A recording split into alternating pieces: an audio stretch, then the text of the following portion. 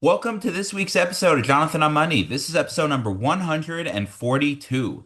This episode is my first one of the entire year, 2026. So happy new year to everybody. May 2026 be a year of health, wealth, happiness, and only good things for you and your family. A few updates and items to share. The first is I recently got back from my Deep South road trip with my daughter, which she has a state project in school where every kid gets a state that they need to research and write about. My daughter got Alabama, so given my passion for road tripping, naturally we went down there to do due diligence. I'm just gonna take a minute or two to share about this trip since I know I have listeners who enjoy hearing about my travels. First, we flew into Nashville, which is the closest airport with direct flights to New York, and then drove to Huntsville, where we went to the Space Museum. We went to Birmingham, where we learned about civil rights movement. We then made our way to Montgomery, where we explored more civil rights history and saw the state capitol. Following that, we went to Fort Blakely from the Civil War and ended with a tour of the USS Alabama that was deployed during World War II.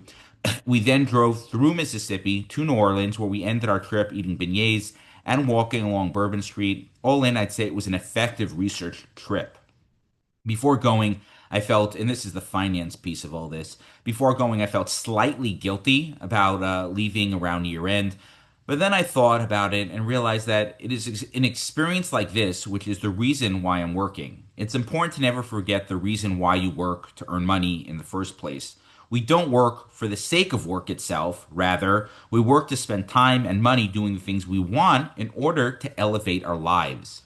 Spending time with my daughter road tripping is a good use of both time and money. In short, it was a great ROI, return on investment. Next point is a reminder about my new book, D is for Diversification, the ABCs of Personal Finance, which is available now on Amazon or at jonathanonmoney.com. The book is a fun way to plant the seeds of financial literacy, perfect for families with young kids or anyone brushing up on the basics, and a memorable gift that helps raise money smart kids. And finally, before jumping to this week's episode, I'd like to share that my upcoming winter live webinars will start on Thursday, January 8th at 8:30 a.m., featuring Martin M. Shenkman, founder of Shenkman Teats, based in New York. Martin will be speaking about asset protection in 2026, SLATs, DATs, SPATs, and more acronyms. This program will also offer CPE and CLE credit to accountants and attorneys in New York and New Jersey, and I'll be sure to include the registration information in the show notes to this episode. Okay, now for today's agenda. My talking points this week will discuss should you merge finances after marriage, smart money moves for newlyweds. Our quote this week is from Harry Truman on taking imperfect action. I'll spend the last half of the episode answering listeners' questions, including what are Trump accounts. And finally, we'll end with an actual idea to implement your investing life, where we'll discuss reviewing your beneficiary designations. With that, let's jump into this week's talking points. So I received the following question recently, which one as follows, a little bit long, so just bear with me. Do you have any recommendations for how to merge finances with my spouse? We got married young and were advised to set up my money accounts and our money accounts. We still organize our finances that way. We each have our own separate checking investment accounts for personal expenses, and we don't need to consult with each other on how we spend our money. We also have joint checking and investment accounts. Our incomes go into our separate checking accounts, but we're both required to replenish our joint account to pay our joint bills. The amount we contribute is based on our income and calculated annually based on raises, job promotions, etc. At this point, our incomes are about even, and we spoke with our advisor to see if it makes sense to fully merge our finances. I'm curious to hear from you. When is the best time for a couple to merge their finances without losing autonomy? I'd like to start by saying that whoever advised you to set up your finances in the way you just outlined should be forbidden from giving financial advice in the future. Money issues are the top cause of divorce in the country, and this advisor is overcomplicating your life and setting you up to clash with your spouse. These recommendations for a young, newly married couple are nonsensical, unorganized, impractical, and foolish. The good news is that you're revisiting this decision now because you realize that something is amiss with your current process. Since I don't know this questioner personally, and there may be information I don't have, the best I can do is provide a framework to consider. Hopefully, the questioner and his spouse, along with all the listeners of this podcast, will find it helpful in your own financial lives. And the first point is getting off on the right foot. When I realize that your question is post marriage, it's while I realize your question is post marriage, it's worth pointing out that a couple's approach to money should be in sync and laid out before they tie the knot. It's not possible to understand your future partner's full relationship with money before being married to them. However, you can pick up a lot during the courting stage of a relationship. You should have a shared view of money and how you plan to use it to build your life together. If you differ on certain matters, discussing them and going into the marriage with eyes wide open is imperative. The next point is on when to keep money separate. It may be helpful to first start with the reasons to not fully merge your finances. These situations that may warrant having separate pools of money from your spouse are the following. One is a second marriage. If you're marrying for a second time, you presumably already have financial obligations, commitments, and goals associated with your first marriage that your new spouse may not share, like supporting your son in kollel or paying alimony. Financial commitments that stem from previous marriage should be segmented from your current relationship. The commingling of funds when they pertain to these other expenses may lead to arguments which can easily be avoided. Two is marriage later in life. Similar to the aforementioned point, if you're getting married in your 50s or 60s, you presumably have spent most of your careers making smart or not smart financial decisions. Your new spouse shouldn't necessarily be partner in what you spent decades accumulating. It doesn't make sense to immediately make the new spouse co-owner of all their spouse's accumulated assets and liabilities.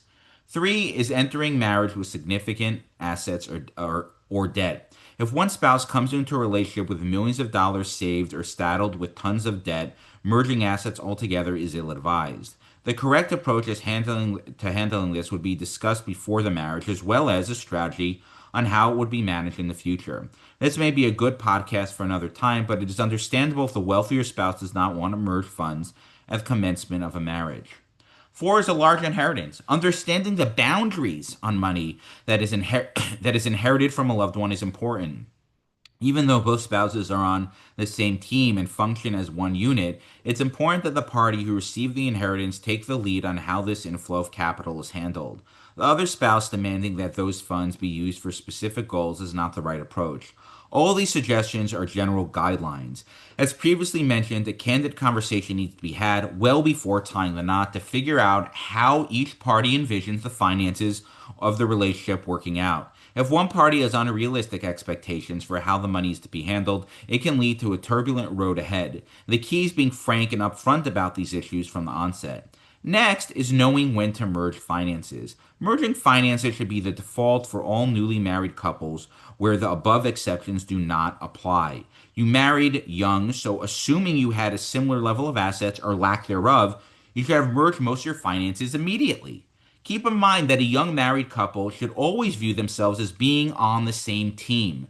This is true in all aspects of life. When one spouse struggles, you are both struggling. When one spouse has a major success, you should both be celebrating. This is true with your money.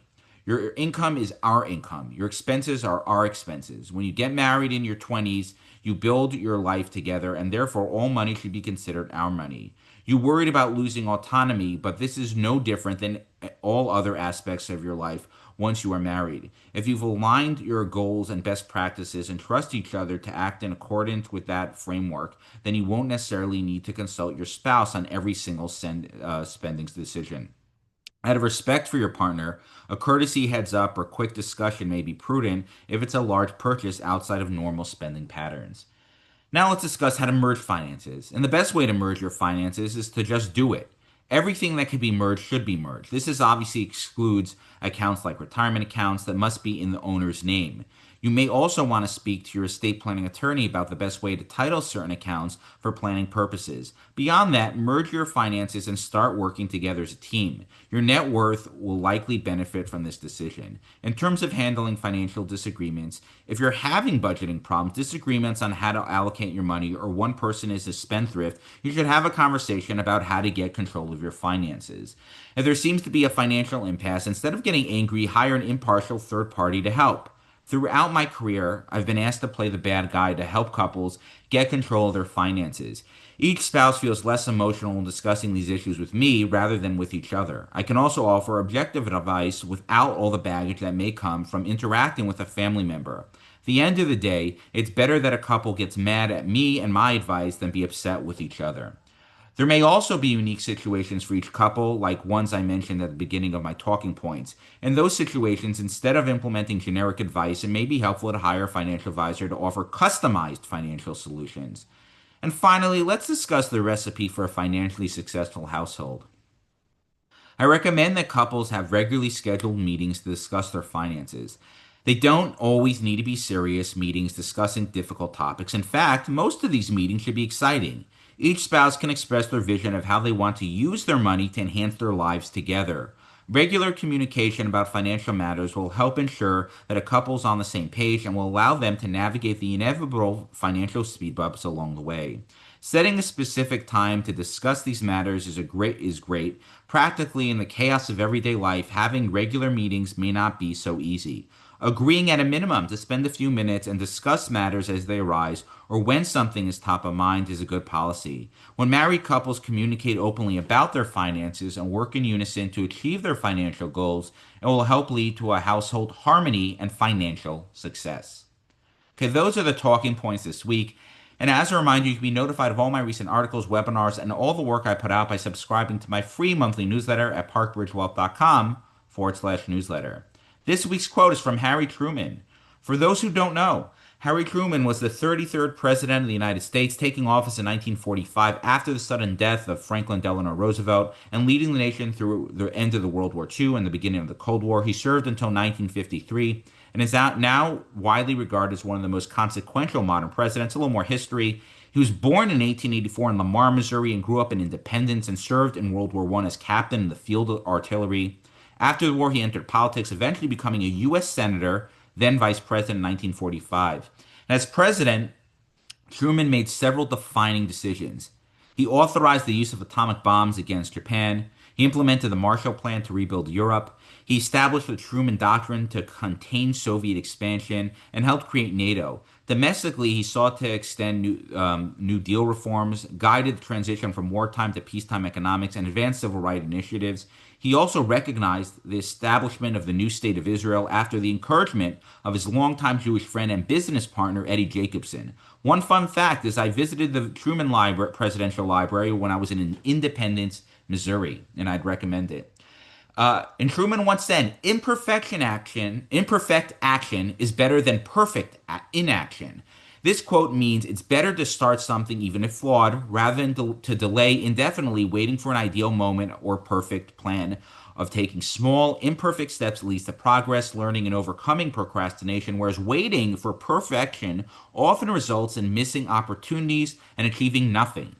It emphasizes making progress through consistent effort rather than getting stuck in analysis paralysis, which so many people face. Practical examples may include in writing, where it's better to publish that imperfect draft because you will undoubtedly improve work over time with constant practice, or with learning, where you may start exercising poorly, for example, but you'll get better by doing it every day. In the world of investing, I see this all the time. Many people wait for the perfect time to start investing. It could be waiting for a better career situation, better family life, more stability, once their kids graduate, once they get that promotion, when the market drops, when the market starts going up, and so on and so forth. The truth is, there's no time that is perfectly optimal to start investing. You just need to start and make adjustments as you do when things change in your life. To borrow a phrase from Nike, just do it. As we embark on a new year, let's leave the excuses behind and get yourself started on an investment program today. A good first step is simply emailing a financial advisor to start the conversation. And if I can help with that, please feel free to reach out. Okay, now let's jump into this week's financial questions. And if you do have a question, feel free to submit it to me and it may be answered in a future episode. Okay, first question. What are these Trump accounts I've been hearing about? Trump accounts are the best, greatest, hugest, and most winningest accounts in the history of the world.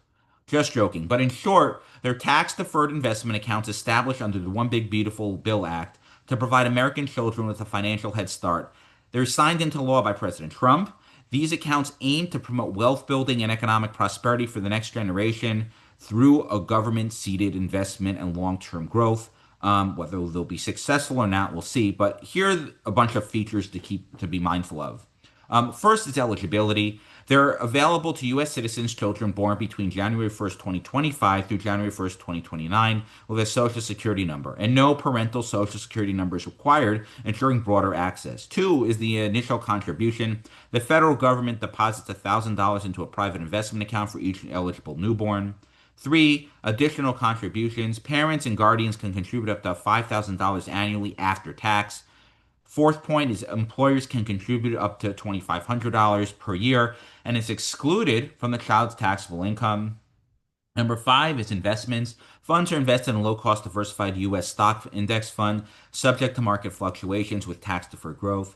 Six is access to funds. At age 18, up to 50% can be withdrawn for qualified expenses like education, vocational training, first time home purchases, etc., without income tax. Seven, at age 25, the full balance is available for qualified expenses. Eight, at age 30, the full balance is accessible for any purpose. Nine, non qualified withdrawals before age 59 and a half incur a 10% penalty plus income tax. And 10, tax treatment. Earnings grow tax deferred. Qualified withdrawals are taxed at long-term capital gains rates. Accounts follow IRA-like rules under tax code section 408A.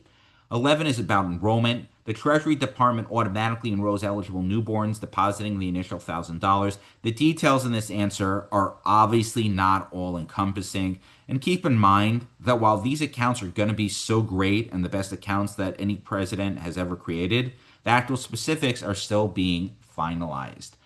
Next question. When is a good time to dump legacy investments that I don't want anymore? This comes up all the time. The sooner the better. Sell them and move the heck on with life with a more sound financial strategy. What about taxes? That's a good kasha. The caveat to this advice is if you have large taxable gains. In that situation, I would encourage you to work with your financial advisor to develop a plan to mitigate the tax burden if possible. There are many ways of doing this, but that's a discussion for another time. Keep in mind that there are investors that have remained paralyzed for many years by their legacy holdings because they didn't want to pay a large tax bill. Don't let this happen to you. Paying taxes is a reality of life. Don't put your investing life on hold just because you don't want to pay some taxes. Next question. Aren't we due for a recession? It's been pretty much 17 years of good times in the economy. Something doesn't sit right with me. Technically, we've had two recessions in the time frame you described. Remember, the actual definition of a recession is a fall in GDP in two successive quarters. This occurred in early 2020 due to COVID and the first half of 2022, although the National Bureau of Economic Research did not declare the second one a recession, citing strong employment and consumer spending. We have also had sucky markets in that time frame too. This includes August 2011, when the market dropped 70% over concerns of the U.S. debt ceiling crisis. Again, in August 2015, when the market plunged 12% over global growth fears. Again, towards the end of 2018, when the market fell nearly 20% due to the Federal Reserve raising rates and fears of a trade war. Again, between February and March of 2020, when the market slid 34% due to the COVID-19 pandemic. Again, in 2022, when the market dropped 25% due to inflation concerns and the war in Ukraine. And most notably, the market plummeted approximately 12% on Liberation Day, which led to reciprocal tariffs assessed to countries all over the world. So we've had very challenging times over the past 17 years. It's just human nature to only remember the good times. The best insight I could give you is to plan for the worst by diversifying and having an ample cash on the sideline while expecting the best outcome in the long term, i.e., overweighting stocks. No one knows what the future holds, but being optimistic while managing risk is always a good decision. Okay, last question for this show. I think it's expensive to use a financial advisor. Why not just do it myself? I would argue that it's more expensive not to use a financial advisor given your limited scope of knowledge, lack of expertise, zero experience, and psychological hurdles, all of which together will cause many oversight, a myriad of mistakes, and a much lower net worth. But you don't need to believe me. You can do it yourself and think that you have it all figured out. They said back in the Alterheim, ignorance is bliss. Okay, that's it for financial questions this week. And by the way, if you have a more involved personal finance situation, feel free to reach out directly to me. and perhaps my team and I can help you. The best way to get a hold of me is via email at jonathan@parkbridgewealth.com. And finally, I'd like to end with a timely and actionable idea that listeners can implement to their own financial lives. And today's timely idea is to review your beneficiary designations. Retirement accounts and insurance policies have beneficiary designations that pass outside of one's will. Therefore, even if you did estate planning, it's still important to review your beneficiary designations to ensure that your money is passing according to your wishes.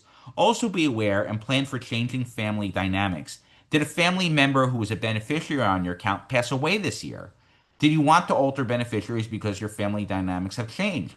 Be sure to reach out to your advisor to update them on your situation and discuss best practices. The example I always give is regarding an ex spouse inheriting your assets, which is a devastating misstep and not unheard of. And here's a timely planning tip that is tangentially related. In late 2019, Congress passed the Secure Act, which eliminated the stretch option on distributions from inherited retirement accounts. Under the new rules, most non spouse beneficiaries are required to fully distribute inherited account balances by the end of the 10th year following the year the account owner dies. Conducting annual beneficiary reviews is a great way to identify clients whose estate plans have been impacted by his change, and it may prompt discussions with clients and their heirs around efficient wealth transfer strategies. For example, utilizing charitable remainder trust to replicate the benefit of the now defunct stretch IRA. And with that, it's a wrap for this week's show. Any comments or questions, feel free to reach out directly to me via email. I love hearing from my listeners. And finally, the secret to financial success is no secret at all. It's to spend less than you make, invest the difference prudently, and ignore all the noise. See you next time on Jonathan on Money.